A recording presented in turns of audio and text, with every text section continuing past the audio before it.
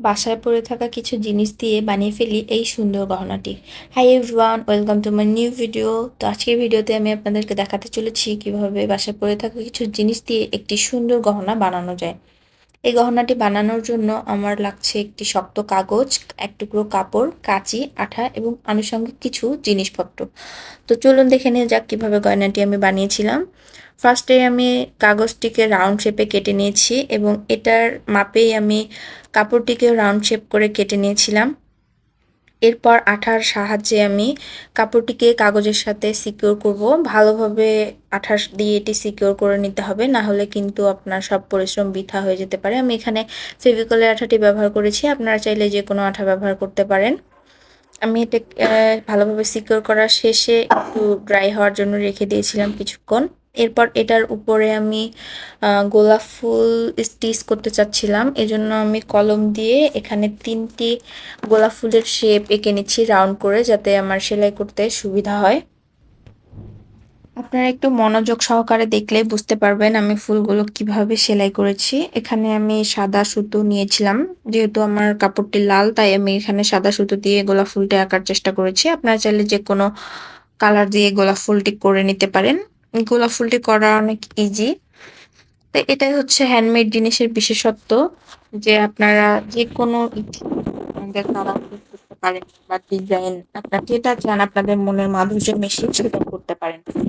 সেটা ডিপেন্ড করে সম্পূর্ণটাই আপনার উপর। এবং হ্যান্ডমেড জিনিসের যেহেতু কস্টিংটা অনেক কম এবং সময় সাশ্রয়ী, তাই যে কেউ এটা আমরা সহজেই বাড়িতে বানিয়ে ফেলতে পারি। এবং নিজের হাতে বানানো জিনিস পড়ার যে একটা আনন্দ সেটা তো অন্যরকম, সেটা আসলে ভাষায় প্রকাশ করে বোঝানো যায় না।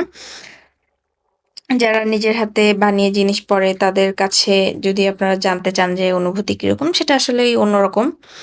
তো এখানে আমি কথা বলতে বলতে দেখুন যে গোলাপ ফুলটা প্রায় শেষের দিকে চলে এসেছে। এভাবে আমি 3টি গোলাপ ফুল সেলাই করে নিব। বাকি 2টি গোলাপ ফুল আমি অফ ক্যামেরায় সেলাই করে নিয়েছিলাম, যেহেতু সেলাইয়ের কাজ এটা ক্যামেরার সামনে করতে একটু সমস্যা, তাই আমি অফ ক্যামেরাতেই বাকি 2টি গোলাপ ফুল সেলাই করে নিয়েছিলাম।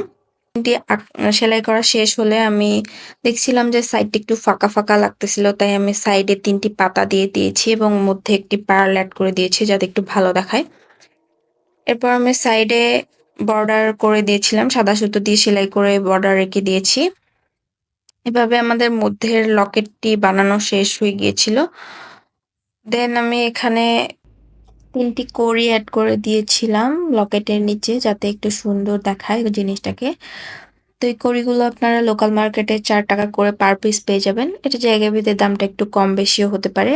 এই কড়িগুলোর যে সুতোগুলো ছিল সেগুলোকে আমি সুপার গ্লু দিয়ে অ্যাটাচ করে নিচ্ছিলাম, যাতে এটা সিকিউর থাকে একদম। আমি রিস্ক নিতে চাচ্ছিলাম না, তাই আসলে সুপার গ্লু ইউজ করেছি। এরপর কিছু সুতো দিয়ে টার্সেল বানিয়ে নিয়েছি এবং টার্সেলে কিছু পুঁথি অ্যাড করে দিয়েছিলাম।